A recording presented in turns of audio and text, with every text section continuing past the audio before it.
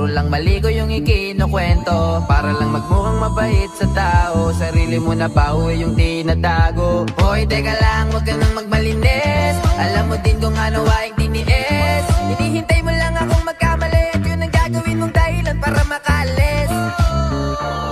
Kasi kinakalat mo na ako yung nagloko. Tama ba yan? Eh kaso lang ngayon malalaman na yung totoo.